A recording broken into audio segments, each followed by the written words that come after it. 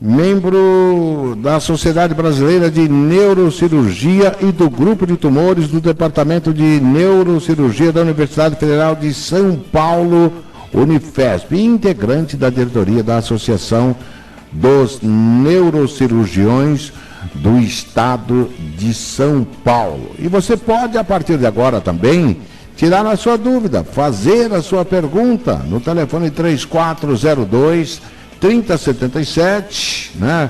Ou mesmo, se estiver ocupado, no 3402-3078 e no 3079 também, tá?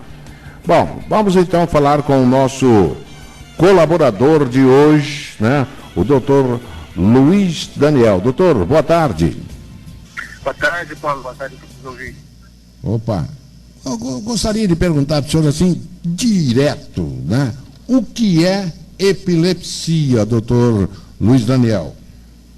Bom, epilepsia, na verdade, ela se origina, na verdade, de descargas elétricas anômalas no nosso cérebro. Mas vamos lembrar que os neurônios, eles conversam entre si através de descargas elétricas. Porém, certo. Quando elas ocorrem de uma forma anômala, uma forma fora do normal, elas pode originar a epilepsia. Isso, na verdade, não é a manifestação em si, que pode ser desde movimentos involuntários com o braço, com o pé, até o que é o mais conhecido da população, que é a convulsão mesmo, quando o paciente cai, perde a consciência, se debate no chão. Então, tudo isso é uma mesma gama do mesmo problema que é a epilepsia. E o que provoca essa disfunção, doutor?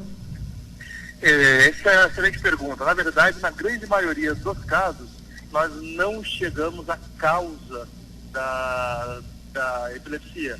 Ela Sim. começa muitas vezes, às vezes na infância ainda, ou adolescência, mas a causa definitiva mesmo a gente não tem. Algumas vezes, na minoria dos casos, a gente tem associação com ou infecções na época da infância, ou trauma, ou às vezes até mesmo tumores, sangramentos, essas coisas, mas isso é a minoria dos casos.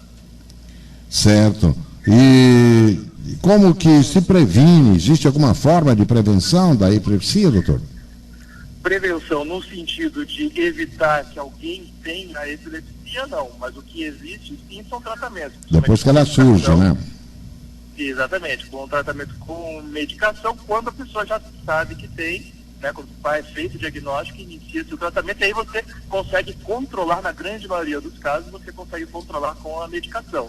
Em alguns casos, onde a medicação sozinha não é suficiente para manter o controle, aí uma parcela dessas pessoas pode ser candidatas à cirurgia da epilepsia, que é uma outra tentativa de controlar as crises. Certo. E quais são, assim, as pessoas que são, que podem ter isso, né? Não existe nada, assim, nenhum estudo que leve a crer que uma pessoa possa vir a ter a tal da epilepsia, doutor? Na verdade, assim, o que se existe de estudos é que mostram Sim. que em populações, geralmente uma população bastante, que tem um índice mais alto de epilepsia do que o resto, principalmente populações que não fazem o pré-natal adequadamente, que tem casos de infecção e por isso, como não faz o pré-natal adequado, não trata durante a mãe não trata durante a gestação, então acaba nessas populações, nessas crianças, a gente vê uma incidência maior de epilepsia do que nas que tratam adequadamente. Porém, ainda não tem dados suficientes para a gente ter certeza absoluta que é isso, mas nessa população a gente vê que existe uma incidência maior. Opa, chegou num ponto importante aí, né? Atenção, senhoras mães, gestantes, né? Não abandone o pré-natal de forma alguma, hein? Faça tudo certinho. Atenção, futuras mamães. Acabou de ouvir aí, importante fazer esse lembrete aí, né, doutor Luiz Daniel? Perfeito. Talvez seja no sentido da gente prevenir alguma coisa no futuro, talvez seja a melhor medida. Fazer adequadamente o pré-natal, seguir o acompanhamento e as orientações do ginecologista obstetra para evitar complicações mais para frente. Opa, e existe alguma relação, né, com a genialidade, por exemplo, de Van Gogh, o escritor Machado de Assis, né, com relação a essa doença? Então, assim, desses dois que você citou, entre outros que nós conhecemos, eles eram epiléticos, inclusive na época nem existiam as medicações que nós temos hoje, então eles não tinham a epilepsia deles sob controle, eles continuavam nas crises, porém, na verdade, embora não seja a epilepsia causadora da genialidade delas, também não foi a epilepsia que teve nenhum detrimento da genialidade deles. Eles não ficaram menos geniais pelo fato de ter epilepsia, o que mostra que, sim, quando a gente consegue, principalmente quando a gente consegue o controle das crises, a pessoa pode ter uma vida normal, em sociedade, perfeita, sem nenhum tipo de restrição. Certo. E existe um tempo, assim, de idade, né, no ser humano em que a epilepsia manifesta, ou esse tempo não existe? É mais comum no começo da vida, na infância e na adolescência, embora possa aparecer na vida adulta, mas o mais comum de iniciar é na infância e adolescência. Principalmente aquelas que eu falei que a gente não acha a causa, essas são as mais comuns na infância e adolescência. Geralmente, na vida adulta, são secundárias a outros problemas, como eu falei, às vezes um trauma craniano, tumor, sangramento, eles podem, ou mesmo infecções, podem levar a epilepsia, que a gente chama de secundária, mas é mais comum, aí sim já é um pouco mais comum no adulto. Certo. Constatou-se, né, que se trata, evidentemente, de um desmaio, né, de um ataque epilético. O que os pais devem fazer?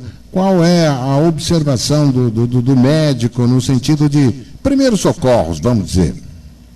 Assim, se alguém viu, alguém identificou, isso às vezes acontece, a gente está no shopping, no restaurante, na mesma rua, no trabalho, sim, alguém caiu no chão, geralmente repito, na verdade não é a manifestação mais comum, mas talvez a mais conhecida, que é a convulsão, quando o paciente cai no chão, se debate, saliva, não tem consciência, já perdeu a consciência, está desmaiado.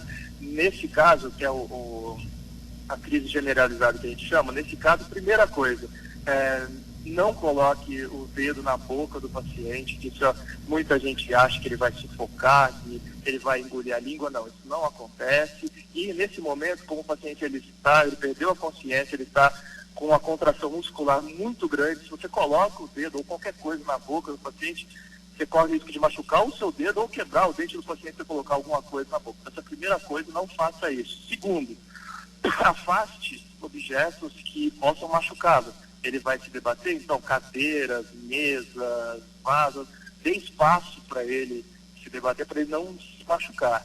Isso geralmente, esses ataques, eles acontecem por minutos, 3, 4, 5 minutos, e depois disso eles cessam automaticamente e o paciente, ele aos poucos vai recobrando a consciência. A única ressalva que eu faria aí é quando o paciente apresenta várias crises dessas sem uma recuperação total. Como eu falei, o mais comum é ele recuperar e voltar ao normal, mas se depois de uma crise dessa, ele passa um tempinho, entra em outra crise, depois uma terceira crise, nesses casos aí, é a única exceção que eu diria que aí sim, chame urgente a ambulância, o SAMU e leve para o hospital, que é uma urgência, precisa ser tratado no hospital. Mas isso é a minoria, a grande maioria recupera e depois que recuperar da crise, ele pode continuar as atividades dele normalmente.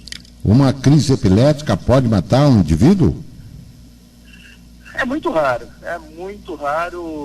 Eu não posso falar que não, porque existe uma entidade bastante rara, que eu, felizmente, nunca vi na vida, mas está descrito, que se chama morte súbita na epilepsia. Mas é uma entidade muito rara. Em geral, não.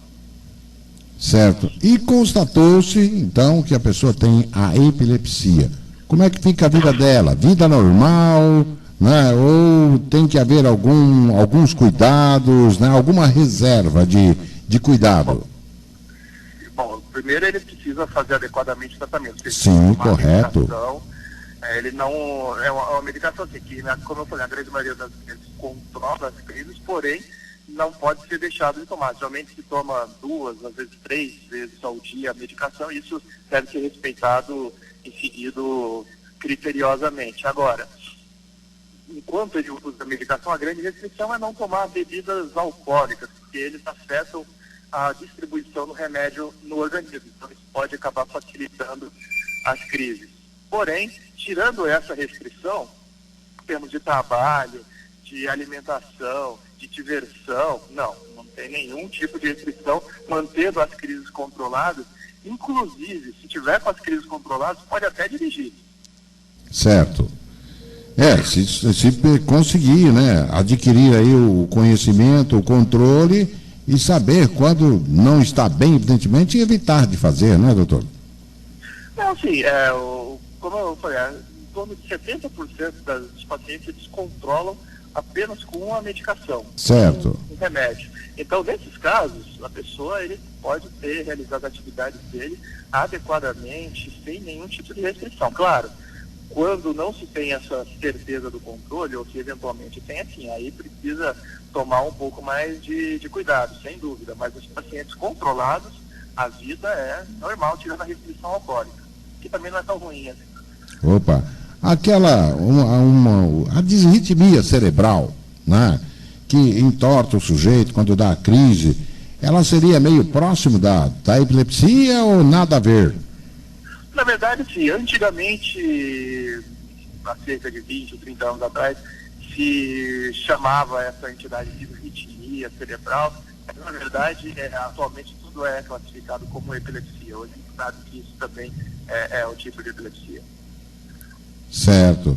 Então tá bom. Doutor Luiz Daniel, muito obrigado pelas suas explicações, as suas orientações, e fique à vontade para a sua mensagem final a respeito desse assunto, que é um assunto que pouca gente sabe bastante a respeito, né? Tem um tabu em torno da epilepsia que muitas pessoas pensam ser aí algum problema espiritual.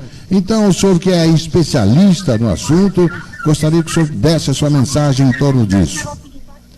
Bom, muito obrigado em primeiro lugar, muito obrigado pela oportunidade. Gostaria de agradecer a você e desejar uma felicidade a todos os ouvintes. E, muito obrigado. Justamente a minha mensagem é essa: evitar, assim, é algo que chama bastante atenção, porém, quanto mais conhecimento nós tivermos sobre o assunto, menos tabu vamos ter sobre isso e menos preconceito, porque na verdade o que existe muito é preconceito, e a gente precisa, na medida do possível, quanto mais eliminar esse preconceito, uma vez que a epilepsia não impede em nada que a pessoa tenha a vida normal. Muito obrigado, doutor Luiz Daniel.